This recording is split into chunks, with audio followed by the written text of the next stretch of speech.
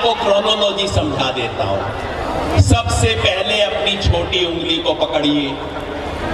ये है पहली स्टेज एनपीआर की। इसमें क्या होगा, आपके घर में 1 अप्रैल, अभी 2.5 महीना बाकी है, 1 अप्रैल के बाद आपके घर में आपके पड़ोस की कोई स्कूल की टीचर आएगी, कोई हजरात आएंगे, आपसे कहेंगे कि बस मैं सिर्फ आपसे मालूम करने आया हूं कि आपके घर में कितने लोग रहते हैं, अच्छा बच्चे का नाम क्या है, अच्छा 7 साल का है, ठीक है, कहाँ पैदा हुआ, यही भिवंडी में पैदा हुआ था, ठीक बात है, अच्छा वो अपने अब्बा कहाँ पैदा हुए थे, अच्छा वो भी भिवंडी में, ठीक है, अच्छा अम्मी कहाँ पैदा हुई थी, अच्छा औरंगाबाद पैदा हुई थी, ठीक है, लिख लेगा। मुझे कोई दस्तावेज नहीं चाहिए, वो कहेगा। छोटी सी उंगली है, हमें लगेगा क्या बात है, देखो तो इसने तो कुछ भी नहीं पूछा। हम सोचेंगे कागज नहीं दिखाएंगे, इसने तो मांगा ही नहीं, चलो कोई बात नहीं है। छोटी सी उंगली से शुरुआत होगी। 1 अप्रैल के बाद इसको बोलते हैं एनपीआर। वो आपके घर आएगा, सिर्फ घर के जितने मेंबर हैं उनका नाम, उनकी उम्र, कहां पैदाइश हुई थी नोट करके चला जाएगा। और हम भोले साधारण से लोग हैं, हम कहेंगे भाई स्कूल की मास्टरनी आई थी, पूछ के चली गई, कोई कागज नहीं मांगा, मैंने दिखाया भी नहीं, आप चिंता मत करना। लेकिन खेल शुरू हो गया। फिर दूसरी उंगली, ये थोड़ी सी बड़ी है ये उंगली, दूसरी उंगली में क्या होगा, ये लिस्ट बन के तहसीलदार के दफ्तर में जाएगी। तहसीलदार के दफ्तर में बैठ के कुछ नामों के आगे डी लगा दिया जाएगा। डी का मतलब डाउटफुल, डाउटफुल का मतलब शक है जिन पे शक है कि वो हिंदुस्तान के बाशिंदे नहीं हैं, नागरिक नहीं हैं। कैसे शक होगा खुदा जाने, पता नहीं कैसे होगा शक।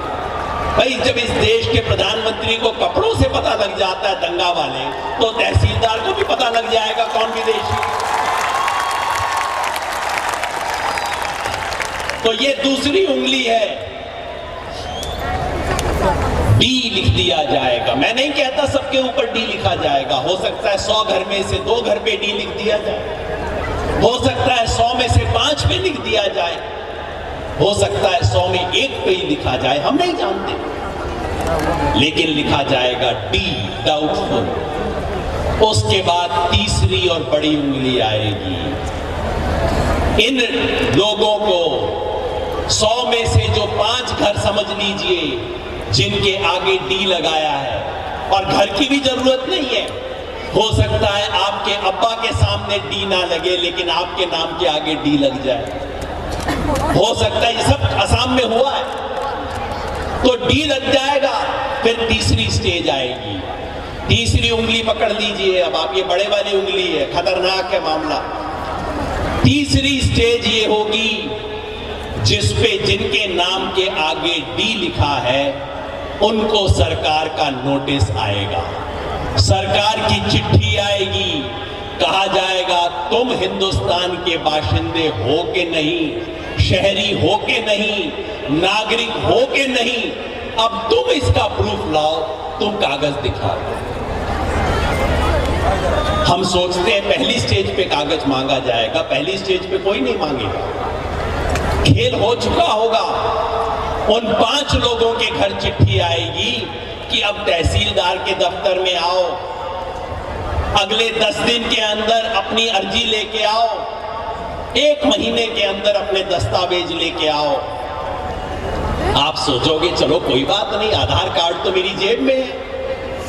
आप सोचोगे कि भाई वोटर लिस्ट में तो नाम है, अभी 6 महीना पहले तो वोट दिया था। आप जाओगे, वो खिड़की से कहेंगे इस आधार कार्ड को अपनी जेब में रख लो, इससे कुछ नहीं होता। वो कहेंगे कि ये वोटर लिस्ट में नाम होने से कोई फायदा नहीं है, अपनी पैदाइश का प्रूफ लेके आओ। पूछेंगे माँ बाप की पैदाइश कहाँ हुई, उसका प्रमाण पत्र लेके आओ, उसका प्रूफ लेके आओ। आपकी तो मैं कह नहीं सकता, मैं थोड़ा पढ़े लिखे परिवार से हूं, मेरी माँ स्कूल में टीचर थी, मुझे नहीं पता मेरी माँ कहाँ पैदा हुई थी। बाकियों का मैं कह नहीं सकता। मेरी मां या तो इलाहाबाद में पैदा हुई थी या गुड़गांव में पैदा हुई थी, मुझे नहीं पता कहां पैदा हुई थी। प्रूफ मांगा जाएगा, इसका प्रमाण लेके आओ, आपसे कहा जाएगा। अगर दे दिया प्रमाण तो अच्छी बात है, नहीं दिया तो चौथी उंगली पे पहुंच जाइए। चौथी उंगली क्या है? Foreigners tribunal. आपको कहा जाएगा कि एक कचहरी में पेश हो। पहले मैंने डी लिखा था, तहसीलदार बताएगा, कलेक्टर बताएगा कि पहले मैंने डी लिखा था, अब मुझे यकीन हो गया है कि तुम तो डाउटफुल हो, लेकिन चलो तुम्हें एक आखिरी मौका और देते हैं, तुम फॉरेनर ट्राइब्यूनल में जाओ। ये फॉरेनर ट्राइब्यूनल क्या है? ये जज नहीं है कायदे के, किसी को भी पकड़ के जज बना दिया जाता है।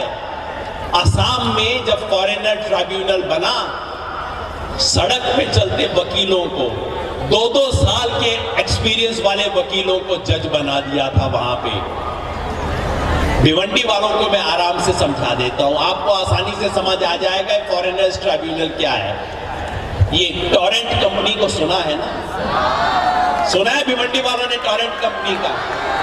क्या होता था? टोरेंट कंपनी क्या करती है, नोटिस दे देती है और वही फैसला भी कर देती है। ये जो टोरेंट कंपनी का खेल है, यही फॉरेनर्स ट्राइब्यूनल का खेल है। जितना इंसाफ आपको वहां मिलता है, वैसा ही इंसाफ आपको फॉरेनर ट्राइब्यूनल में मिलेगा। 4 उंगलियां हो गई। अब अगर 4 के पार हो गया, फॉरेनर ट्राइब्यूनल ने भी कह दिया कि आपके कागजात नहीं है, हमें तसल्ली नहीं है, आप तो फॉरेनर हो, विदेशी हो, तो फिर क्या नंबर आएगा? 5वीं और आखिरी उंगली। ये मोटी सी जो उंगली है, ये जो अंगूठा है जो दबाने के काम आता है, इसको कहते हैं डिटेंशन सेंटर। जेल है, उस जेल में भेजा जाएगा और कहा जाएगा तुम विदेशी हो, इसके अंदर रहो। जिसके पुरखे जो सैकड़ों साल से इस देश में रह रहे हैं, उन लोगों को अपने ही घर में, अपने ही देश में एक जेल में बंद कर दिया जाएगा। मर्द अलग, औरत अलग। और सरकार कहती है, लोकसभा में जवाब दे के कहती है, बच्चों को हम औरतों के साथ रखेंगे, आप चिंता ना करें, हम बड़ा संवेदनशील है बच्चों के प्रति। बधाई हो आपको, बच्चों के लिए बड़ा रहम बरता जाएगा, उनको औरतों के साथ छोड़ दिया जाएगा। ये 5 चीज याद रखिएगा। पहली उंगली एनपीआर, दूसरी उंगली डी का निशान, तीसरी उंगली कागज दिखाओ, चौथी उंगली फॉरेनर ट्राइब्यूनल और 5वीं उंगली डिटेंशन सेंटर।